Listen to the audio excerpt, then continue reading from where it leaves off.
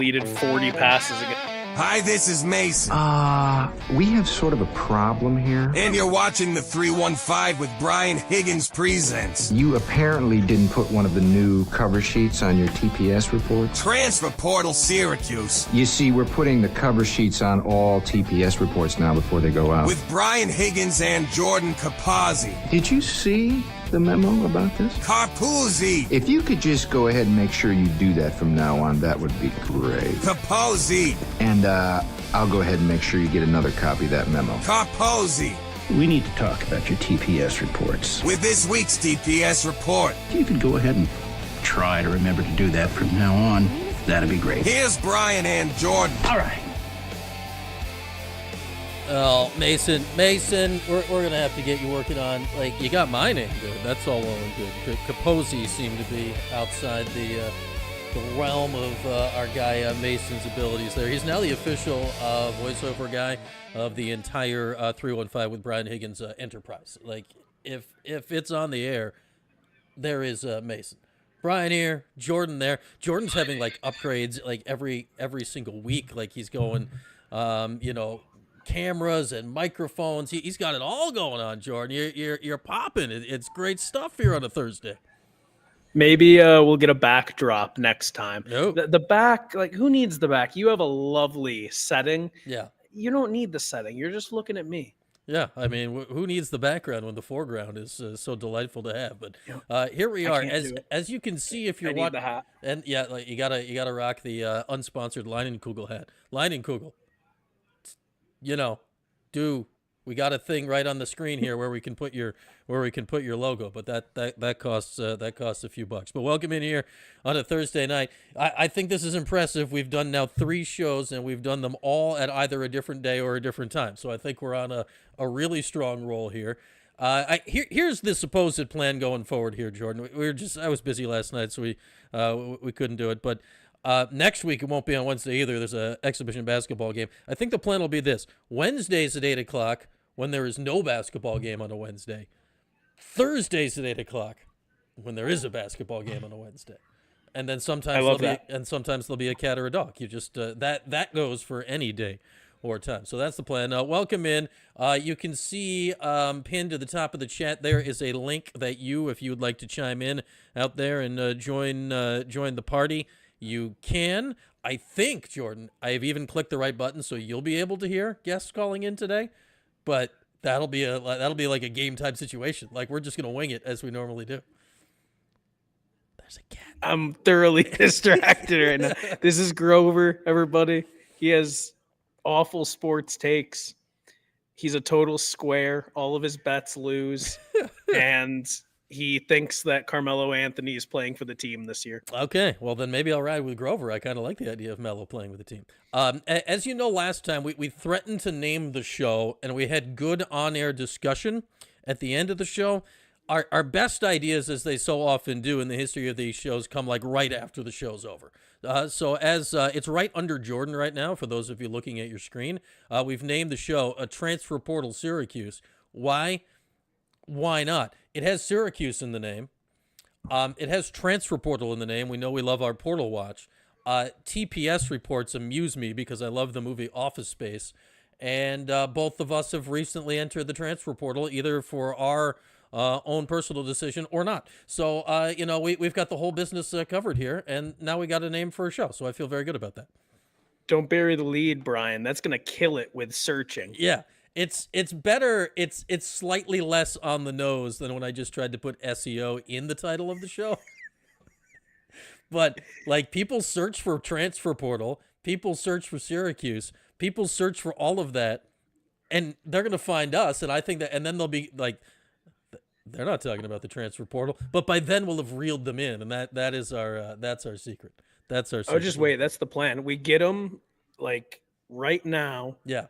But wait for a few months down the road when things are actually happening in the portal. And then people will come back and be like, Googling Transfer Portal Syracuse. Oh, we're going to the moon. Like this show is about the Transfer Portal. I'd say we can start with Fran here a little bit. Fran, go figure. A week and a half after the whole Penn State and doesn't want to talk about a job and whatever. He goes out and does the thing we talked about and flipped the Penn State commit within like a week of James Franklin losing the gig. So we like that. That's like a pre-portal edition here for Fran. I think it's cool. I tweeted something, and people aren't good at tone on the internet. I tweeted, you got to put this sarcasm in the in like the brackets. Yeah, but if you don't, then it can be provocative and it gets more engagement. That's true. So that was the plan, but I said, this is weird considering he's going to Penn State possibly. And I even used like the dead emoji, which means like, you're laughing, like I'm dead. The kids say I'm dead. I still had like 3 or 4 or 5 comments that were like, no, he's not. And it's like, yeah, I know, you jerk. He's out there recruiting. Probably not a good sign that the head coach is already in interviews talking about how strong next year's recruiting class is. But we'll take recruits. Flip them. Landed a 2027 today too. So the replies to that tweet you got were that was amazing because people were like, is he being serious? What? Like, how could anybody follow you on social media and not understand? I don't understand how you've arrived at that nexus of the universe of following Jordan. What's up, Jen? What's up, Orange Girl? Of following Jordan on any social media without understanding that was a joke. I don't know how you pulled that off. I was impressed. I'm very, very, very clear about when I'm serious and when I'm not. Fran Brown, since you brought him up, I thought you were going somewhere else. I want to get your thoughts on this because he kind of said it post game after the Pitt game, which before we get into this, I'm going to give myself credit. I told you Mason Heinzel was just going to run up the middle. And how did he score that first time? Yeah. Straight up the gut. And what was interesting about that is they knew. I mean, it doesn't take a genius if I figured it out. I'd say if you knew, they better have known. Yeah, they ran a stunt. Like, they were doing things to prevent it. They had Devin Grant in there playing like a middle linebacker sort of role. They were doing different things to try to stop Heinzel from running up the middle, but they got way too aggressive on the stunt on that play. He ran for a touchdown and just left a hole. Yeah. But point being, after the game, he mentions that Carney's not ready, and he just came out and said it again. Weekly interview, Orange Nation. He went out and he said, I'm going to give it to you straight. If he were ready, he'd be playing. It was very, very blunt. What did you think about him just coming out with it? I'd say I don't like it probably if I'm Ricky Collins or Luke Carney, and not really because of what he said, because, I'm sure they both would rather be more ready to play quarterback right now. You don't like it because you're not ready to win games for Syracuse as the quarterback right now. But my whole problem with his press conference, not a few days ago, but last Monday, like a week and a half ago on Monday, when it got to the end was, again, like, what are you going to say? He's not going to say, yeah, I'm staying, I'm leaving. He's not going to declare for a quarterback for the rest of the season. But it just came off. I'm like, who was that guy? That's not Fran Brown. That's not the Fran Brown we've known for a year and a half. This was Fran Brown. Fran's just like, guys, I don't know what to tell you. Like, we've all watched the games. We don't have a quarterback. He didn't actually say those words, but he came as close as I've ever heard a coach come to saying, like, guys, we're screwed. We have no quarterback. And, what are we going to do? Like, I mean, it sort of happened to Dino a couple of years ago for completely different reasons, but, like, they don't have a quarterback. They don't have one they can win big with. Now, can you, maybe beat Carolina or Boston College or something?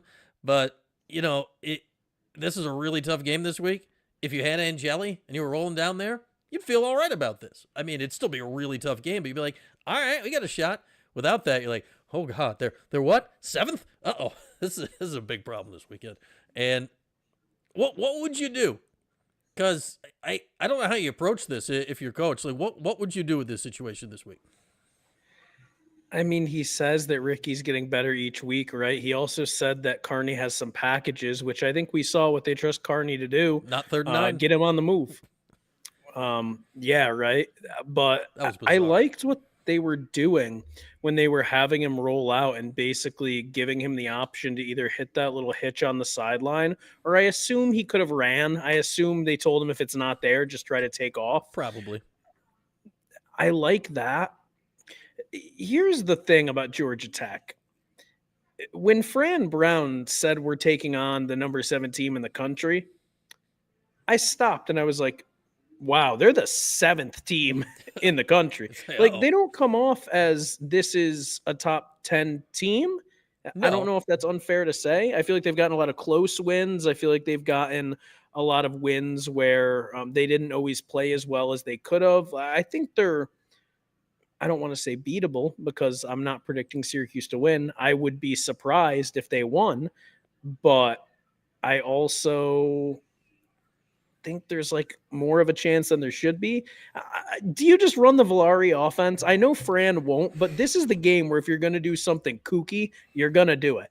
Man, it was Dino's last game in Atlanta against Georgia Tech, where I was looking at that box score earlier today. Valari went 14 of 14 passing in that game for 59 yards, and just the whole rest of the offense was him and LeQuint just running headlong into the line of scrimmage all night. I don't think you do, because it's so different, right? Because like Dino knew that, like, we obviously know the deal now. Dino knew he had to win that game, or he was not going to coach the next game. Like he knew the deal going into that game, and it was everything. Fran has done the opposite. He knows he's got the gig next year. He's not losing his job, but he has started talking in a way he didn't last year, and he shouldn't have last year, but how many times have we heard the word development in the last like 10 days? Like, he has shifted his public tact on what's going here, and you can't develop right if you don't play the guys. Now do we think all of them will be on the roster next year or whatever? No, but that's not how you have to. You got to approach it like they might be, right? And you got to. I don't know. It's weird because you could do the, slow the game down, run the ball, get it over as fast as possible, hope they make a mistake thing. That's not the Fran I've met, so I just don't really think it's going to happen.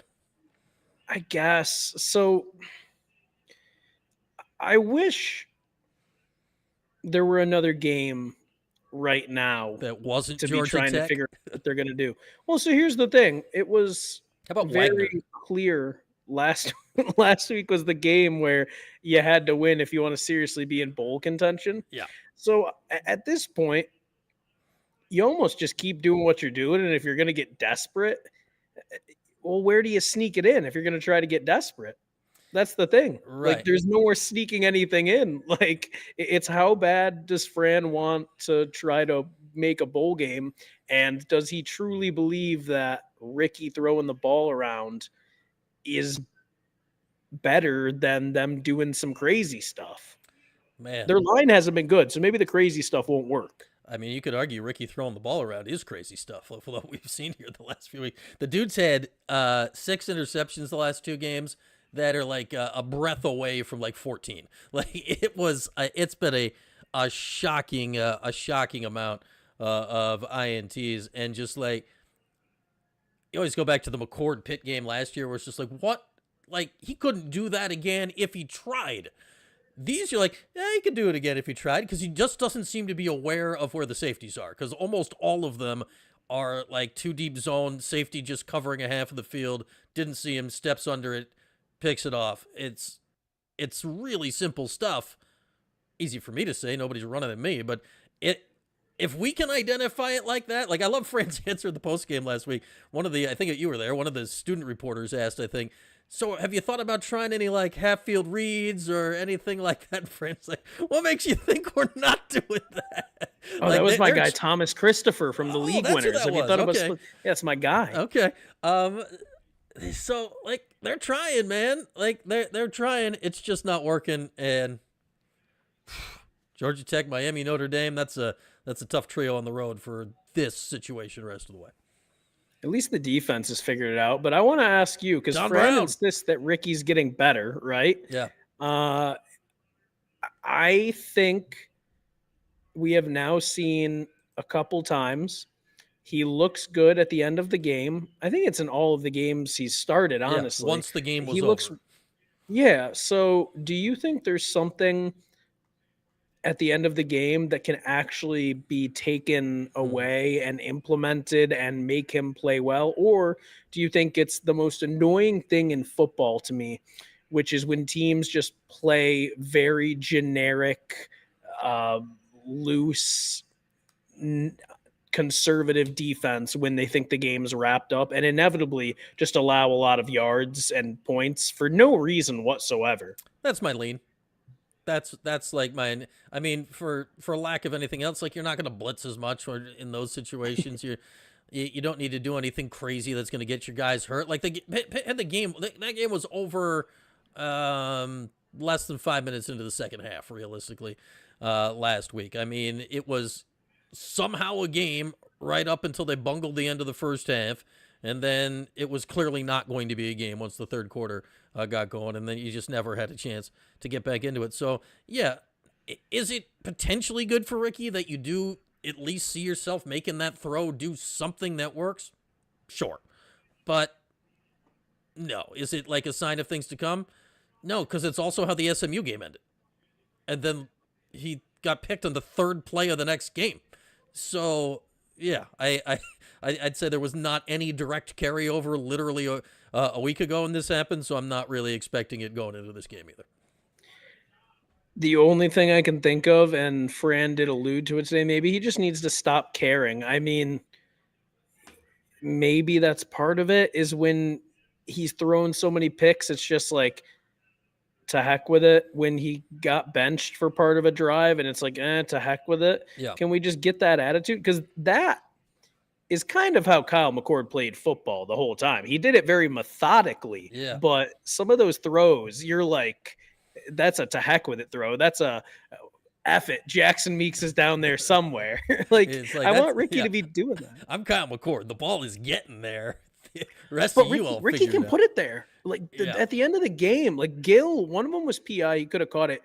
Gill dropped, I think, 3 passes late in the game, and they were tough plays. After you get on, you got Moss, though, you have higher expectations. But when Ricky just is able to get a guy going down the sideline and sling it 50, he throws a heck of a good ball. I mean, and that's been very clear. Yeah, it's been clear since camp. I honestly think they should be doing that. Like, they should play video game offense, 1 play per drive. And I'm not exaggerating. I am not exaggerating. 1 play per drive. All right. It can be first. It can be third. It can be whatever. At this point, maybe even second. Yeah, but you know what I mean, though? At this point, that feels like it has as good of a chance of getting you down the field as anything Nixon has in his bag. So just let the kid throw the ball, because that's clearly what he's best at, just not thinking and just chucking the ball. All right, so I'm sure you probably saw the plan I proposed after the game and early this week. And I'm hesitant to propose this because I also hate this plan. I hate when teams do this with a passion, which kind of tells you where we're at, because I think it's the best idea. That the best idea is something I actively hate. Like Fran said it, like he doesn't have a guy right now. So how about script this up as much as you can, give Collins the first 2 drives and give Carney the second 2 drives, regardless. Like, I don't care if you're up 14-0 and Ricky looks like Joe Montana, put Carney out there. I don't care if you're backed up at the 2, get him out there and run it. I hate this in theory, because every time, like in Syracuse history, it's not worked. But I think right now, it almost stops Ricky from looking over his shoulders. Like, well, I know I'm coming out, so this is not performance-based. And for Luke, he's like, he can know exactly what he's coming into. And then at least you got a chance that both guys are in theory prepared for the situation, right? Like, you don't have a thing where, it's 3rd and 9, we got to take the quarterback off the field. It's like, no, these are your 2 drives, and let's see what you got. I don't hate it. I do wonder this, and also Govendo, I appreciate you showing up. Ryan, you remind me every year about Roman Reigns being possible at the Georgia Tech game. And Kev, I appreciate you always showing up. It's hard to stick. I'm going off the top of the monitor. I got to get lower so I can. It's not gonna. Not gonna work. Yeah, maybe if I go forward like this. This is working terribly.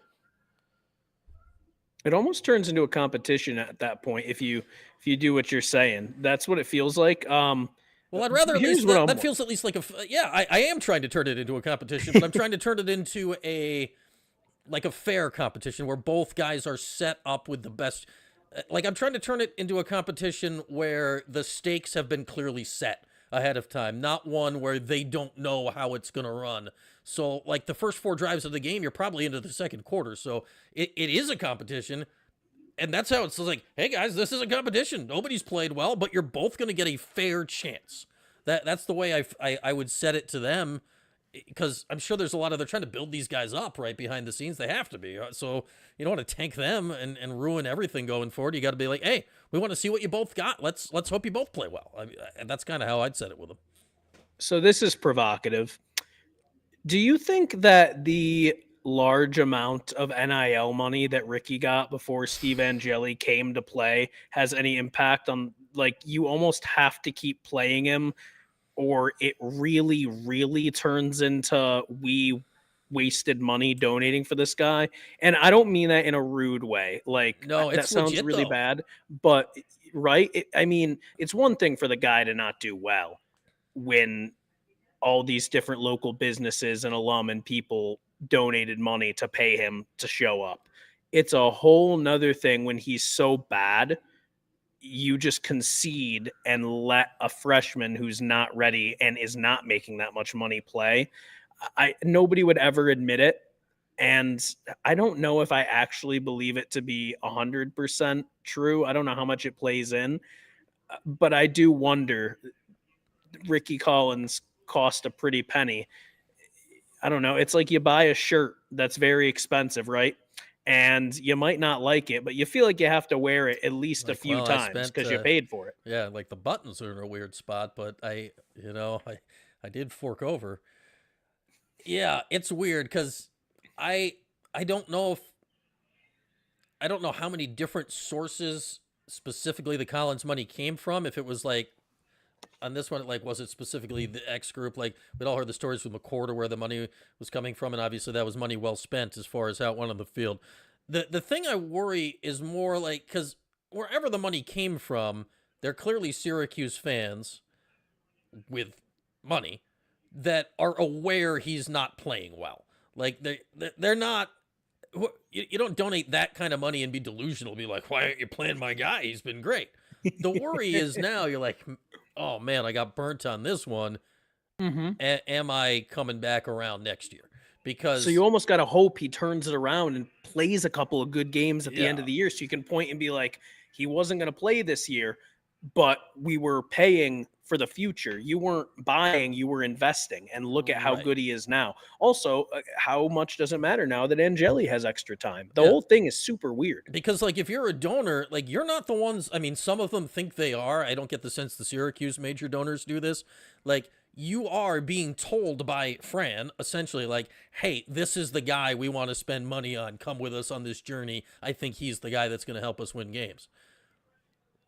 So it's your financial trust in the coach is what you're showing more than anything. It's almost more of that. Like, you've trusted the coach to spend your money, right? And now this is the ROI you got this year. Last year's ROI was great. McCord was worth every penny if you were a high buck Syracuse guy that wanted to make the team good. This year, it didn't work. Now next year, like, do I write that check again? Like, and I'm writing this check every single year. That's why I wonder how long this whole thing can go. It feels like a house of cards because, yeah, if I spent that money and then I didn't get the return of investment, like, if you went to the store and you're like, man, that looks good, I'm gonna buy that fancy looking fruit over there. It's organic and it costs a little more, but I'm gonna splurge. And they get it home and you, like, cut it open and it was rotten and gross in the middle. Are you buying it again the next time? Probably not. That's essentially what you're asking, like, donors to do right now. And yes, I did just compare Ricky Collins to a rotten piece of fruit. Sorry, I compared Ricky. him to a shirt. I'm sorry, Yeah. Ricky. I Like, don't the know what's whole point worse. is that money was exchanged for the Goods and services. performance of the service, or the good, not a good. Ricky's providing a service. Yes. Okay. And Just not well. okay. Other questions I have for you. Okay. Who do you think is the best player on this team right now? Steve Angel. Do you still think Yasin is in the running for that? Because it's not his fault that the line hasn't been good, but he has not but played well. The last. he's non-existent. Like, but it's also like he's dropping passes. It's just he hasn't looked right. Like regardless, he of told the me before the season that he was a good pass catcher. He Mm. said it to me personally. He lied to Yeah, me. your follow. Are you sure? Um, Devin Grant. I don't know. Like Is this. it Stonehouse? I mean, Stonehouse is my guy, and his mustache. Yeah, I mean Stonehouse, but like I think Deuce is playing decently. Grant. I kind of like what Samuel's doing. I don't know if he's the best player, but Yeah. for a 17-year-old, I saw some stat the other day. I forgot it was before or after the Pitt game that like he's played more snaps in pass coverage than anybody in the country. Like, I saw today he had the highest PFF grade among ACC corners. yeah, he's good. And I think he has the most pass breakups in, it might be the conference. It might be, it can't be college football, but it might be because they throw at him so much, which, by the way, here's a sign of improvement that people aren't talking about. They're throwing at him less. Yeah, Pitt was not targeting Samuel. I Right. think it took a few games, but you're starting not to notice him every time. I wish we were noticing him because I was told he was going to play offense. I don't really think it matters at this point. No. Um, Honestly, but- really, like this year, why like don't waste his body on offense this year. What's going on? Like, what's it gonna do? Well, we'll get to hoops, Gavendo. You hold your horses. We'll talk some hoops. I am looking forward to hoops talk. We are definitely getting there because I want to play the classic. What are you looking to see in the exhibitions? We are. I have decided to do a post game show for the exhibition games because Wow. I don't know. I'm here for the people. I may be insane. It's going to be a double post game show Saturday. It may be the worst idea I've ever had. But I also have the ability just to click the stop streaming button every time and just end the show. So we're going to keep that in the back pocket. But we're gonna try that Saturday for the game in Buffalo, and then next Wednesday for the game in the Dome. Any last things? Would you say it's wild, Brian? What's that? Would you say, you said it's crazy? Would you say it's wild? Wild? Should I say it's? Would you like me to say that it's wild? Yeah, wild. Wild like a bird. Oh, like a bird. Yeah. The man, that AWS outage on Monday screwed up so much crap in the world. I had to like reset the bird feeder. It screwed up the bird feeder service. I went out like on Tuesday. I'm like, I gotta go talk to. I'd love to see if neighbors have noticed me just in the backyard talking at a bird feeder. I must look like just like the lunatic on the block because I'm just in my backyard in clear view of the street talking to a bird feeder. But like the video wasn't working. I had to like reset the whole thing, but it's back up and running. And I chatted with the tech support people on the app, and they were very helpful and of what things needed to be. I had to do multiple things this week. I don't think I had to reset my doorbell and my bird feeder. Like, what universe are we living in that these are the things that I had to do? But That's the plot of a movie. Yeah. You talking to your bird feeder, and it's like a portal to somewhere else. yeah, I'm just like, who's on the other side of the bird feeder? A lot of cardinals. Well, I don't know if it's the same cardinal over and over again, or if there's like a lot of cardinals. But there's cardinals are controlling the scene. There was like a sunrise cardinal this morning. Fantastic. Highly recommended. Yeah. Highly. Ryan mentioned women's hoops, so I'll give him a very brief take on women's hoops. They're definitely going to be better than last season. I feel like I can almost guarantee you that. Coach Jack won't stop talking about, I can't pronounce her name, but the newest player, the last member of the roster who's from Japan, originally from Nigeria. Oh yeah, she's I'm going to butcher right? the name. Coach Jack says she can dunk. That's exciting. Young player. But they've got more experience for sure. Like Layla Filia, like I think she's going to be very good. Like that's an NCAA tournament quality player who played at big schools, Michigan, Texas. Like that's a legit ad. And like if she's legit healthy, she'll be better than anyone they had last year, realistically. Yeah, and like Georgia was really good, and I think that it was a situation where when she was next to DeAsia, she was able to just be incredible. I think as the leader, she needed a stronger, more experienced group around her. I think they have all those experienced players now, and I just think they did get more talented. It's not quite on the level, in my opinion, of what the men's team did because they added a few players who proved it, where Coach Jack added a lot of players who didn't play that much, and you're just kind of banking on them being good because they ended up at Auburn, or similar to what happened with Ricky Collins, right? You're banking on them being good because of where they were. But I expect them to be better. ACC women's basketball, though, is ridiculous. So I'm not saying, they're going to be, a legit contender in the conference or, tournament, but they'll be better. That's my take. I'm going to give this a go, Jordan. The Nigerian by way of the Japanese league, Oyindamola Akinbalawa. She's 6'5". But she's still not my favorite name on the team because I don't know what the role is going to be, but I do still enjoy saying Donovan Darius's daughter, Dominique Darius, is on the Syracuse women's basketball team. Doug Dimmadome, owner of the Dimsdale Dimmadome. Yes, which transitions me. I wrote, for those that don't know, I've been writing articles for Syracuse on SI here the last few weeks. And Donovan Darius's daughter, Dominique Darius, featured in that article. Well, she was in the article because I was talking about family trees of Syracuse sports people. Like Donovan Darius, pretty good at football. His daughter's here. Donovan McNabb and Lexi Nurse, their daughter, was here last year. Like Jim Boeheim's kids. There have been Gary Gates' daughter. There have been multitudes of these things over the years. Roy Simmons Jr. famously made all of his players promise their firstborn sons to the program in the future, which they could have some legal overtones, but it's hilarious. And now, it's okay. Yeah, I can't. And you know what? That was more accepted than what's happening now, which is paying kids to come play. Yeah, that's true. It was just more like, yeah, you go to school where I went to school. Now it's like, but also give me $1 million. So Melo and Cayenne, this is, and I know, and I think it's going to help Cayenne. It may not help the program, but like, Red on the hot seat, everybody else that's been brought in, how big it is this season. Like, it's not, Cayenne's not being like forced into the spotlight like Bronny was trying to get pushed a couple years ago or anything like that. But I can't think of anything like this in the history of Syracuse sports with somebody to the level that Melo was, the level that Cayenne is, who's a legit really good recruit, how famous Mom is, Lala's hanging out with the Kardashians and the whole thing. This is nuts. Like, there's never been anything like this around Syracuse sports before. What do you mean? There's been celebrities at games before. I don't know what you're talking about. You get right? I think for yelling about it. I think that Tom Brady guy and Jimmy there? Fallon and I think Are we gonna they were all there. Is Lala going to be like front row with Kim Kardashian at a game this year? Just like, go Cayenne.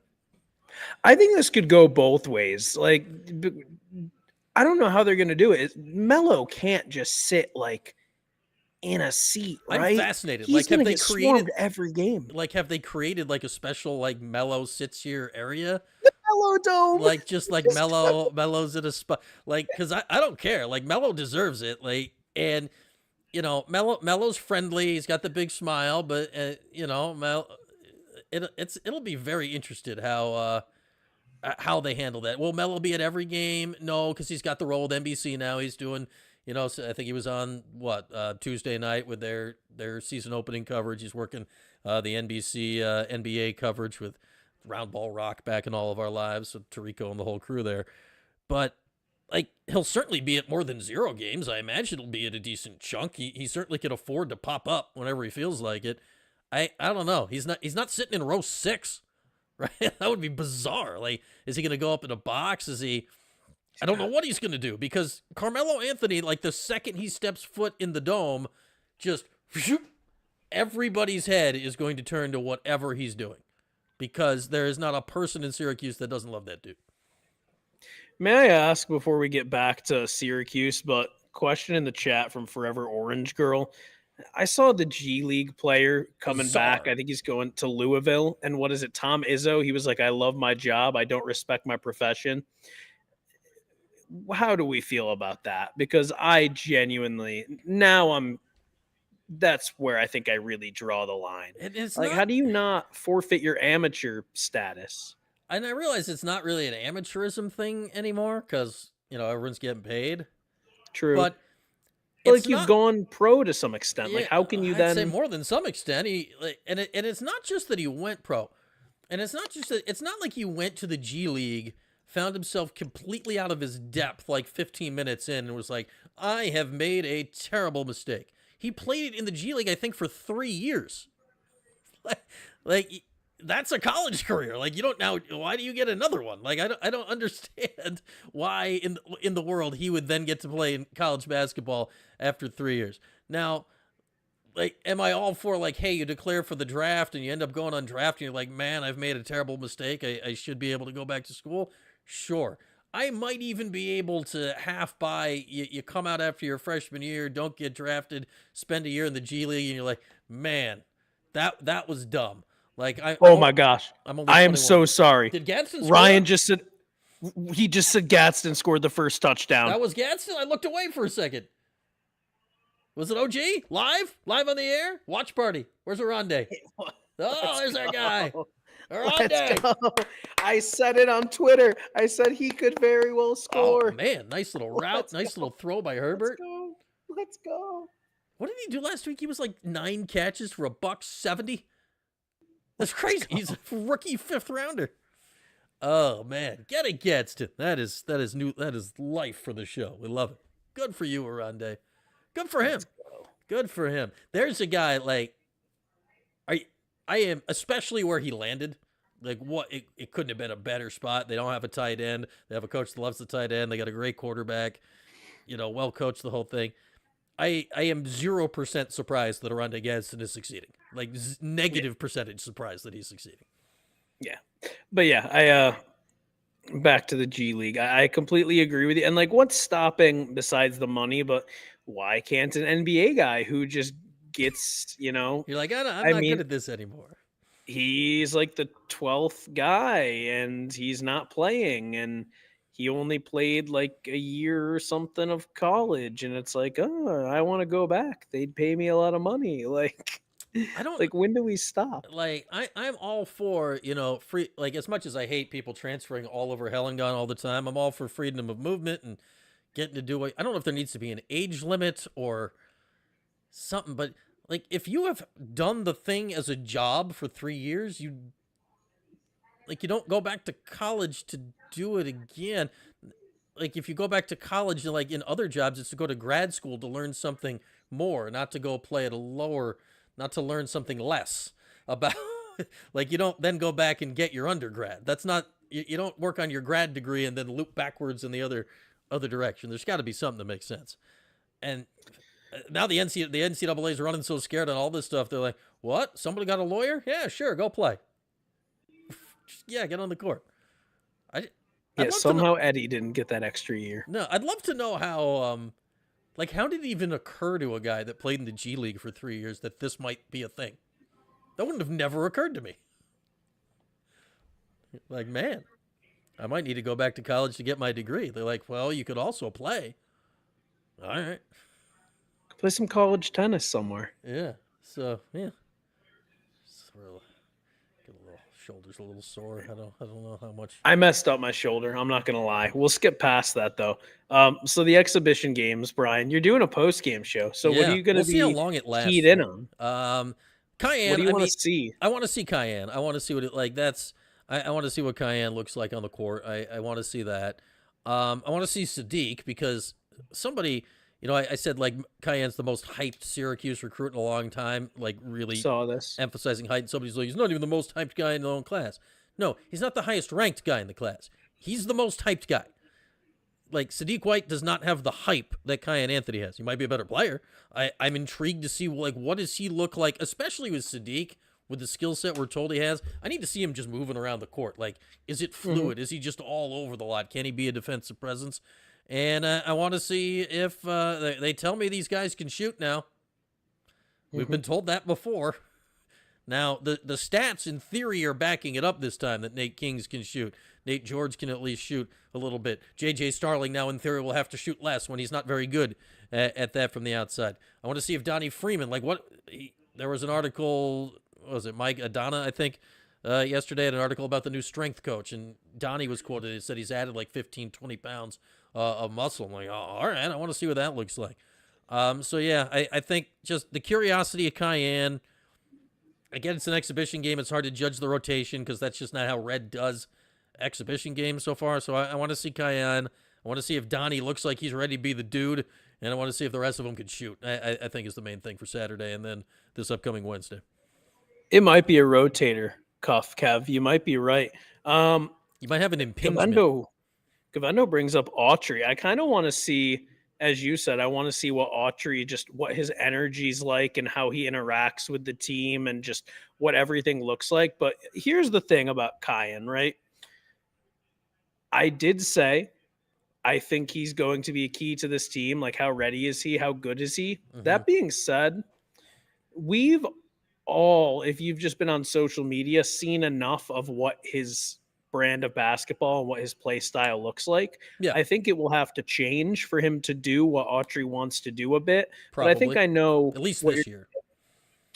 I have no idea how Sadiq White scores the basketball, and maybe that's on me, and I think I have a general idea, but I want to see what that I think looks he's like. a rim runner-ish dunk guy realistically at this point, and me too, but I want to see what it looks like, and I don't think we'll see a ton of it because they're not going to rely on him, but I just want to see what the Sadiq White experience is like. And then I am incredibly interested in Tyler Betsy, man. The more everybody talks about him, the more I am starting to think this guy could be like Chris Bell with a motor. That would be useful. Right? But they were talking about how well he shoots and looking at everything he's big, right? Isn't he like from 6'8"? before he came to college. Yeah, he's big.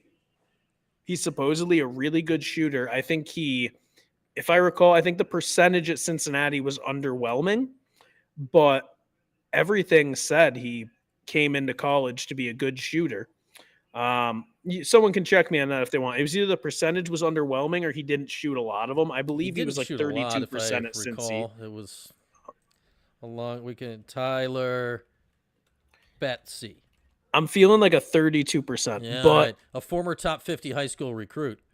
It's possible though he could be the Ricky Collins of the basketball team. You can't rule. But like if he's got to be the sixth man, right? Because it's not going to be a freshman. How good is he going to be? 72% of his shots from three. I noticed they don't write in his bio how many he made. That's not good. From three. He opened the season by hitting 9 of 16 from three. Then it becomes a mystery in his bio. So we need to go to Tyler Betsy. I think that is damning. I'd feel much better about it if I just saw a number. The fact that the number's not written down is frightening. As for what Ryan said, I would be surprised if Cayenne was a complete bust, but Cayenne won't be a bust. But I also don't expect him to be anything better than like the 8th best player, 7th best player on the team if William Kyle doesn't give you a lot. Like I expect Sadiq to be better in his role because I think he can do more things that you can come into the college game already doing. Whereas I think Cayenne will have a little adjustment with how he's going to get his buckets. And I think Betsy, just based on experience, you have to assume he's going to be better too. Betsy, 32% from three last year, 26 of 81. So it's not it's not terrible. It's not great, and but he was a freshman. But he's, he was a top 50 recruit. So like, there's talent. There's talent there. This is the first time in 3 years now for Red that his roster, and we'll see what it looks like on the court. It's the first time his roster looks like what he said the day of his opening press conference. This is the type of roster that he talked about. And just because of who he had and how you had to play because of Judah, and Judah was the best player. Like, you would have been dumb to play another way. And then last year's roster, for 8 million reasons, was a grease fire. The roster at least looks like what he said he wants. So I think, however this year goes, are they playing meaningful games in March? I think the judgment on Red is going to be very fair at the end of the year based on what we see on the court this year, because it's all his guys and he's got what he said he wanted to have. I was talking about this with my good friend James Zuba at the Grid, which, by the way, live booking idea, if he's ever down, James would be great to have on sometime. He's the man. And we were having this conversation about what you just said, because we were looking back and we were talking about Joe Girard and we were talking about Jaquan Carlos. And then we were like, who's going to be the scapegoat this year? And it's Red. If it goes bad, 100% there's it's red. nobody on the basketball. I mean, maybe JJ. That's red. People. I mean, maybe, but it's red. Like it's 100%. Like like last year, people would get on. Oh my gosh, Chance Westry, Kev. I forgot he existed. Oh, I forgot Allegedly. he existed. Where did he go? Wasn't he at did he go to UAB? I mean, I'll believe that. I want to say he went to UAB, but then I saw him in a Chance video at Westry. that Sam's on Wolf place where they make the crazy Oh, food yeah, where it's yeah, like, right. I'm going to put Fruity Pebbles on a brownie in a smash burger in between French toast with hot sauce on top. Oh, it's so good. Here's a picture of him in a UAB uniform. Mhm. All right. Let's see. Let me just double check the roster. Make sure he's And after that, still I have there. another hoops question He's because still on I the had roster. another thought. Chance Westry. Maybe he'll turn into the Carlos Del Rio Wilson of this year's team. That just you forget about his existence, then he turns out to finally be good. Or Jacobian Morgan, former Syracuse quarterbacks that are going ham out there right now.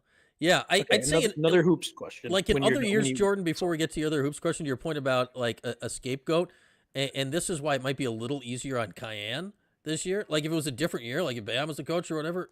It could be Cayenne because people are like, well, come on and be mellow. There's so much other stuff going on around the team right now with the red situation. I think he may avoid that simply because of all that other stuff, right?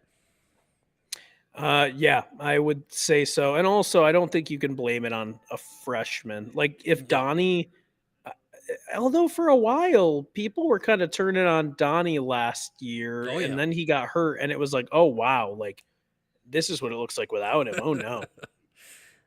That's a fact. So William Kyle, I think it's fair to say JJ was not good defensively last year, and he says he's going to focus on it. Donnie was not great defensively, but he has the foot injury as an excuse. That's what we're going with for now. I was just thinking about this.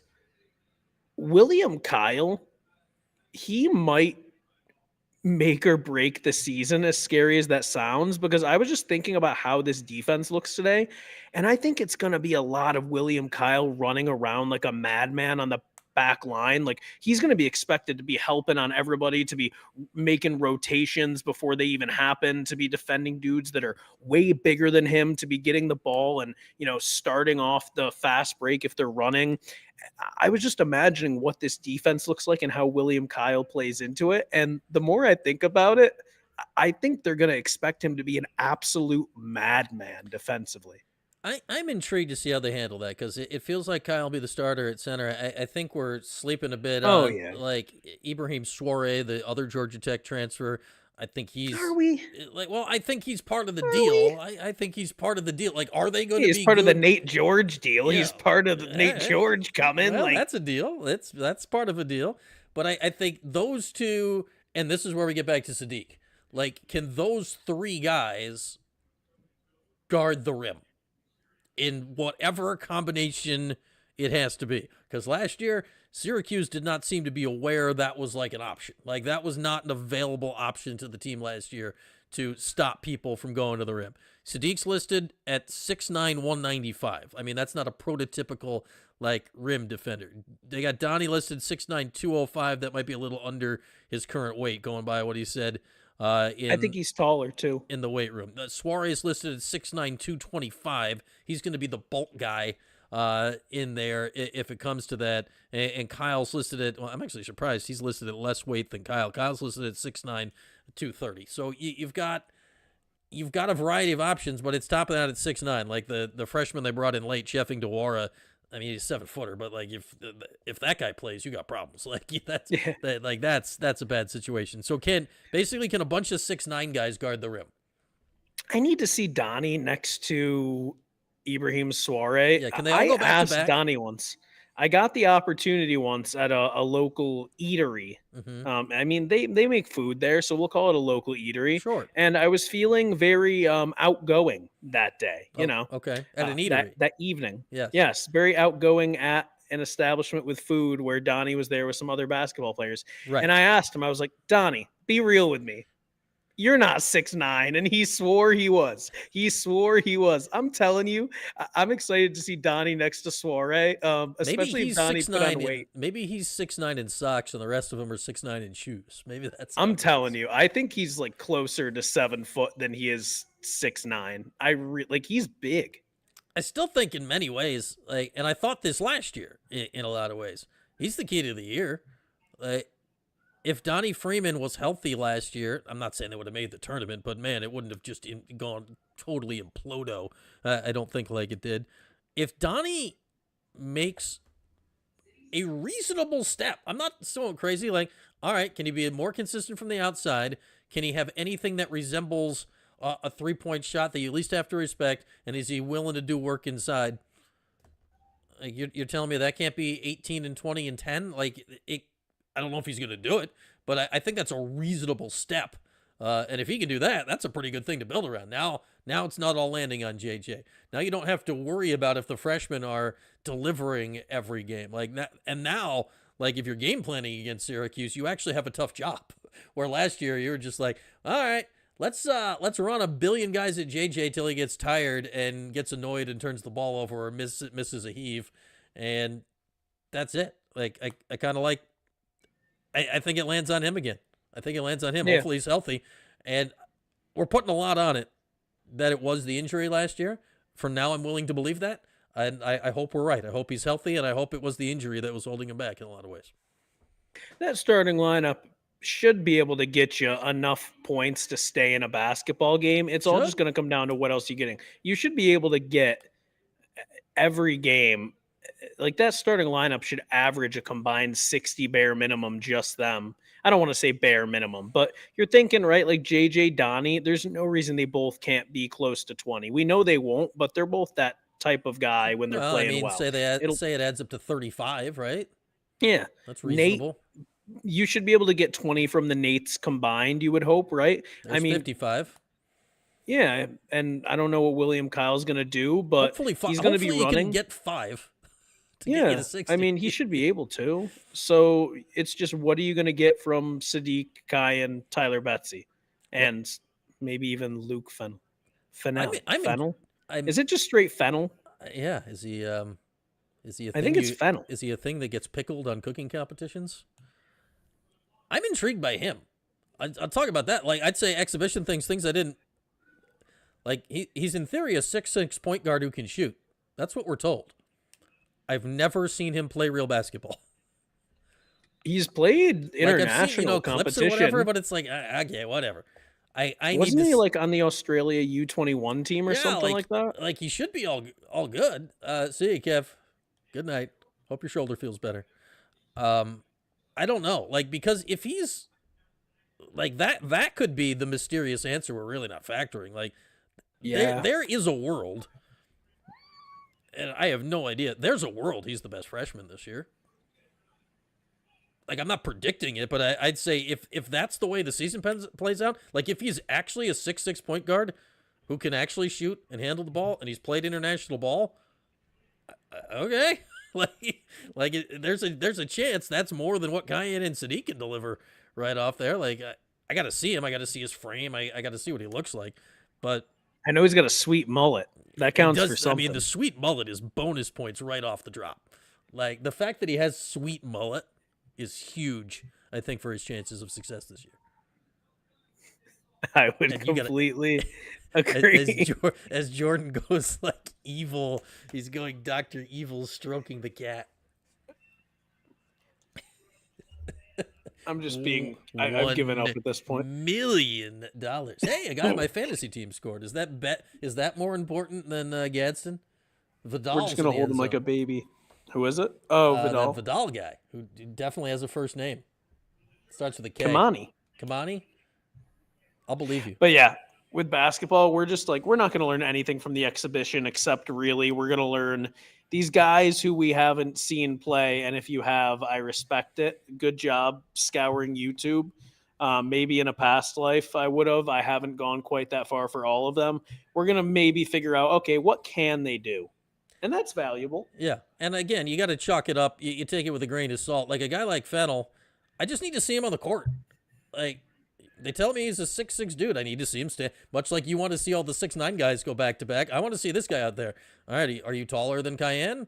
Are you taller than JJ? Like, if you're 6'6", you're in theory taller than both of them. I want to, I need to height check that. I need to eye test that situation, and then we'll see. Red also, if Red does what he said he's going to do, he's playing 10, 11 guys. They're all going to play. That's what he's been trying to tell us and been trying to do for 2 years, and he just hasn't had the roster to do it. He potentially has the roster to do it now. And I know for us who've been watching Syracuse basketball our whole lives, it's hard to envision that because that Jim Boeheim got to 7.5 every year. So it was always like, all right, we're going to whittle our way down. Hey, Grover, you're killing Jordan's autofocus, though the fur is brilliant. He is also Has he been just cleaned recently? He looks brilliantly white. No, he looks fluffier when he doesn't get a bath. He is just stepping on every key on this keyboard. It's amazing you're still connected, really, because he could easily step on something that just turns the show off. What's up, Grover? Oh, I think this may be better so than Jordan makes food. Embarrassed. Jordan's cat. Jordan's cat fills up the frame. I agree, Gavendo. You hope Fennell doesn't see the court, but I do wonder if maybe is he that guy who gets like 2 minutes every now and again, like going into halftime? You know what I mean? Because I think Kyan and Sadiq and Betsy are going to need roles. Oh, Grover. Grover turned off the camera. Grover. Oh, Grover. Oh, and he looks so smug right now. The button's so close to the hang up button. I'm kind of impressed he only hit the turn off the camera button. Okay, let me ask you this. Oh man, hit enter so we can see what keys he hit. Does that work? Can I turn your camera back on? Nope. No way. I don't think I have a lot of controls over here, but I don't think I can totally turn your camera He is back just sitting like right in front of me on the keyboard, but he's looking around like nothing happened. Oh. You're back, Grover. Did you do that or did Grover do that? I didn't do anything. Good work, Grover. Oh, no, Grover. You turned it off again. Okay, legitimate question. I don't know how that worked. Oh, I think I figured it out. I don't know. There must be like a hot. I don't know because I'm doing most of my work with this program via the mouse. So I don't know what Grover's doing. I don't know what he pressed. Do I have any sense of what they have chemistry? None. Forever Orange Girl. Literally none. I have no idea. I think that's part of what we'll look for in the exhibition season. Does it look right out there? Does it look Do right? you think the football game or the exhibition basketball game versus Buffalo is going to be more exciting? Oh, man. Grover, what did you do? Here's the real question as it pertains to this channel, and it's kind of the answer to the question. Which post-game show do you think I do is going to have more viewers? Which is Grover interested in the bird cam? I just got to start pressing stuff, unfortunately. Oh, man. That wasn't it. Okay. And I don't even know what he did. I don't know. He turned you right off. This is amazing. I'm also just leaving the picture up of the camera off on the screen because I think it's funny. But Jordan was there in that box. We've also been going an hour, so Grover turning the show off is probably like a reasonable signal to the rest of us about what to do in life. Go to the game. What if I can never turn the camera on again? That would be a problem.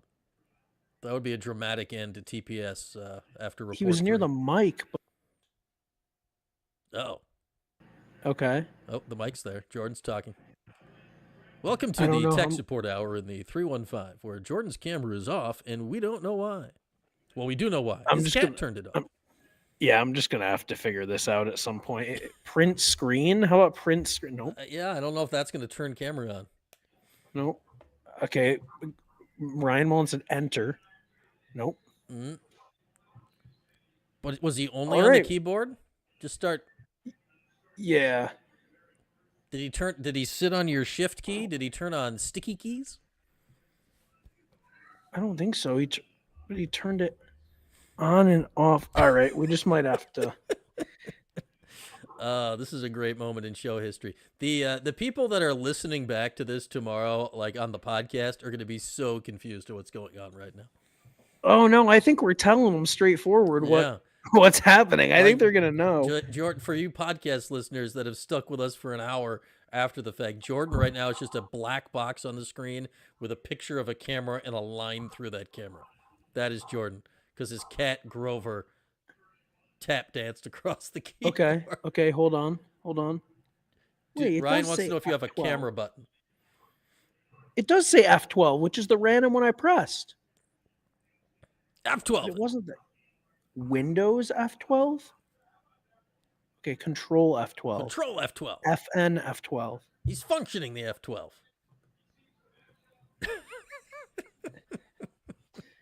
Yeah, I think the dream is over. Oh man, I think this is officially our cue to end the show today, because For sure. I was wondering how we were going to wrap it up. All right, next week I think we'll do Thursday again next week, because the basketball exhibition game is on Wednesday. Definitely. So by the time we next reconvene here, we'll have seen another football game, and we'll have seen 2 basketball exhibition games, and we'll be getting ready for we'll be on All Hallows Eve, getting ready for Bill Belichick to come to the Dome. All right, for the invisible Jordan, Brian. I'm gonna try one more thing. Hold One more on. thing. Hold on. Holding. Okay. Unplug and then plug it back in. The old unplug it and plug it back in. No. Control Alt No, Delete. Blowing it. No. We'll have to figure it out before next time, I guess. All right. Yeah, Over. turn off your router. Wait 5 minutes. Call the folks at Spectrum or Verizon. All right, there goes Jordan. For Jordan, I'm Brian. This has been TPS Report 3. The show's got a name, and we got cameras some of the time. We'll talk to you in this spot next week. I got coverage for you coming up Saturday. Post-game, both games after that. Ryan says take a hammer to the computer. It'll fix everything. Have a good night, everybody. I have to.